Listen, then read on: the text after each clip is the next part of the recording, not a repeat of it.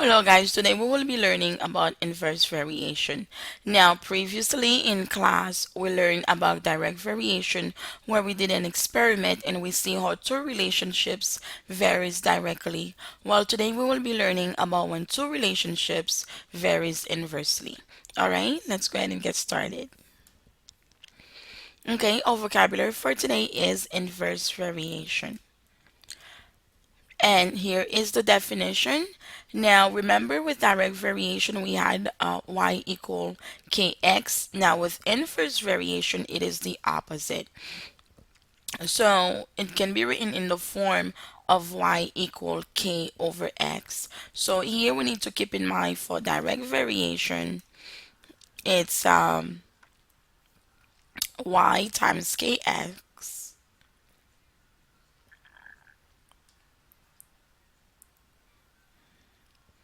So for direct variation, it was y equal kx. And now for inverse variation, it is y equal k over x. All right. So here to get the constant, we have to go ahead and if we need to find the constant here, we will be multiplying x on both sides. So if I do x times y, that will give me my constant k. All right, so remember again, the constant do not change, it stay the same. So what main thing I want you to remember for direct variation, to find the constant, we divide. And to find the constant for inverse variation, we multiply. Okay, so again, direct, start with a D, we divide. Inverse starts with a I. All right, so we go ahead and multiply for that one. So direct variation, we divide to find the constant, and for inverse variation, we multiply to find the constant. Okay, let's keep going.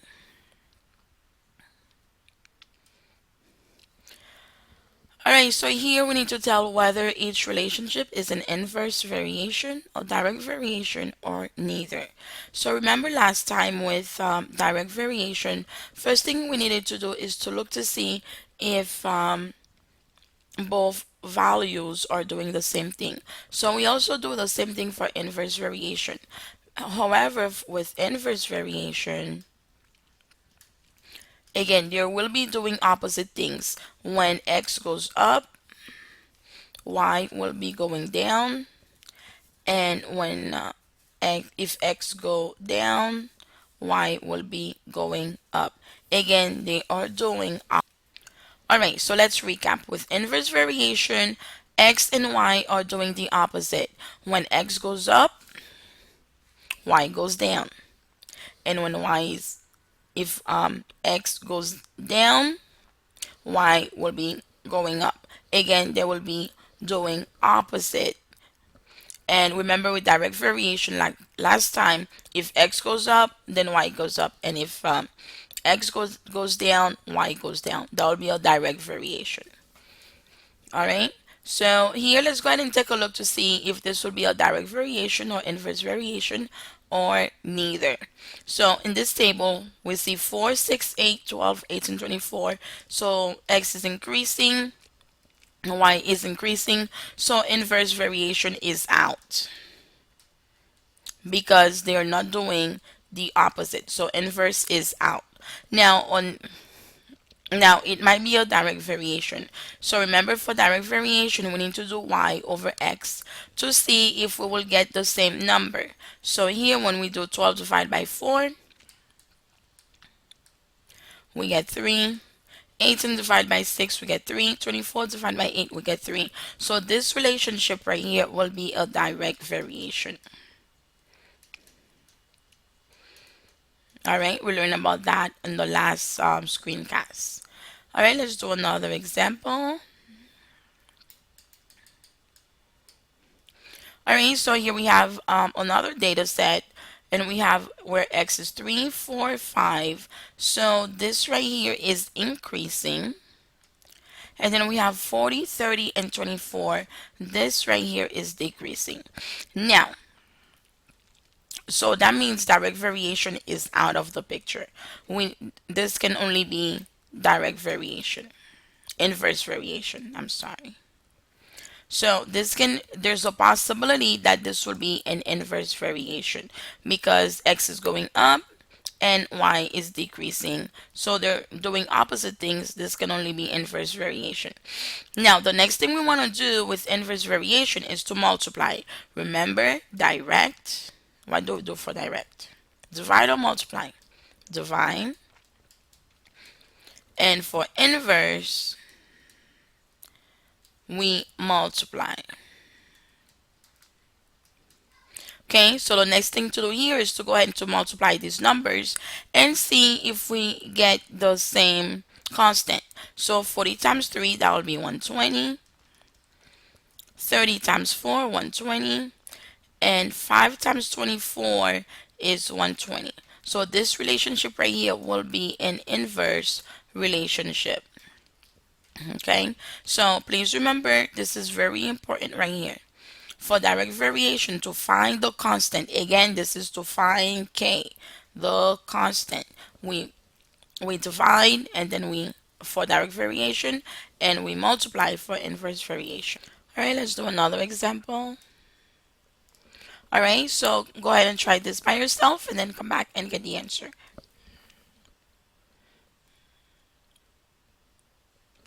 All right, welcome back. So let's go ahead and test this. So here we have 4, 7, and 10 increasing, and then we have 25, 14, and 10 decreasing. So possible inverse variation, but the next thing we want to do is to multiply them to see if we get the exact same answer. So here when we multiply 25 times 4, we get 100. 10 times 10, we get 100, but 14 times 7 is not 100. So this will not be an inverse variation. All right, now, so how do we see if a relationship is a direct or inverse variation by looking at its graph? So here I have this graph here, and we have it's a line.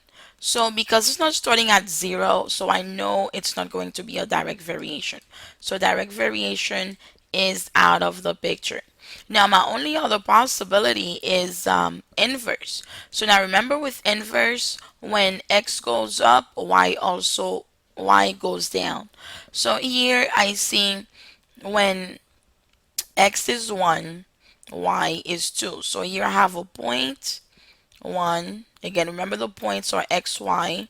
So here I have this point here, 1, 2. And then when x is 2, y is 3. So here I have 2, 3. So just by looking at these points, the x's and the y's, when y is 1, so 1, 2, it's going up. But then again, the y's 2, 3 is also going up. So this will not be a direct variation, an inverse variation. Okay, because x is going up and y is going up. But it's not direct either because it didn't start at 0. Also, if we multiply 2 times 1, we get 2. 2 times 3, we get 6. So we do not get a constant for the inverse variation. All right, so let's go ahead and keep moving.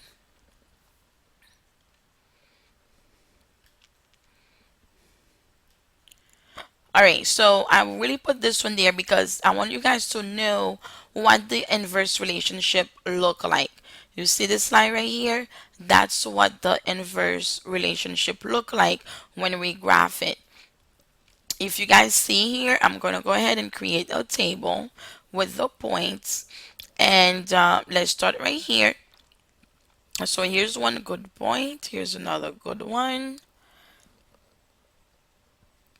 And okay, so let's go ahead and use these 2 points right here. There are 2 points where we will not have to be guessing what they are. So here, this point here is 3, 6. Again, so my x will be 3 and y is 6. And then with this one, we have 6 and 3. 6 and 3. So you can see that x right here is increasing. and y here is decreasing. Okay, so you can see that this is an inverse relationship. And also when we multiply them to get the constant, 3 times 6 we get 12. I'm sorry guys. All right, 3 times 6 we get 18. And 6 times 3 we also get 18. So when we do x times y, we get our constant k. Now it will work for any of these points, but I didn't use them because here I'll have to estimate what that little middle number is. So it's really good to use a good point that's right in between the four squares. Okay? All right. Well, so go ahead and see if this will be a direct or inverse or neither. All right? Go ahead and try by yourself. All right, welcome back, guys. So this right here will be a direct variation because the line passes through 0. And also, if I did 5 divided by 1, I'll get 5. And if I look at this point here, okay, so again, remember 1 divided by 5. And then, wait, let's get another good point here. We get 3 divided by 10. So this will be a direct variation. Okay, well, that was it for today. Hopefully this was not too painful. In class we might do an experiment, but you know, it's almost Christmas time, maybe not. But anyways, I'll see you guys in class and have a great one. Bye bye.